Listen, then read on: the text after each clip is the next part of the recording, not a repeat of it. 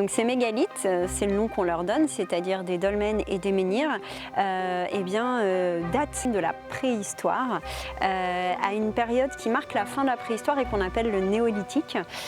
Donc ils ont été érigés, ces monuments, il y a plus de 4500 ans, entre moins 6500 et moins 3500.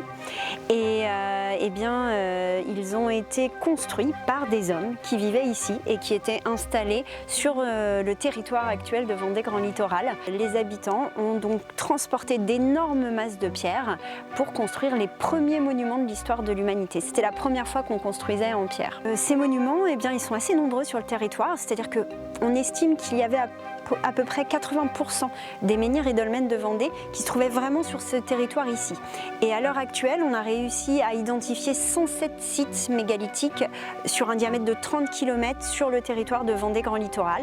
Ces sites sont divers et variés. On a des dolmens, on a des menhirs isolés, des alignements de menhirs et on a également des zones d'extraction aussi qui ont pu être identifiées. Ces blocs de pierre, ils ont servi à construire, on va dire, deux grands types de monuments. Les menhirs d'un côté.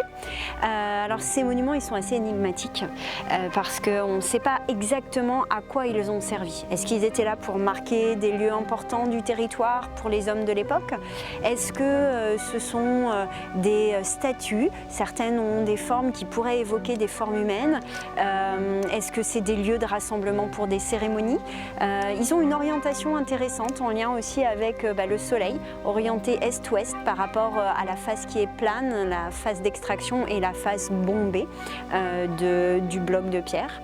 Et puis on a un deuxième type de monument, alors complètement différent, comme celui qui se trouve juste derrière nous, le dolmen de la Frébuchère. Ce sont ces dolmens. Et alors ceux-là, on sait à quoi ils ont servi. Ce sont des tombeaux qui ont servi à inhumer les morts à la préhistoire. Ce qui a permis ici notamment, c'est ce qui fait la beauté de ce monument, d'avoir une dalle de couverture de 6 mètres de large par 9 mètres de long, 85 tonnes qui tiennent sur des piliers de granit. Donc vraiment un monument assez exceptionnel.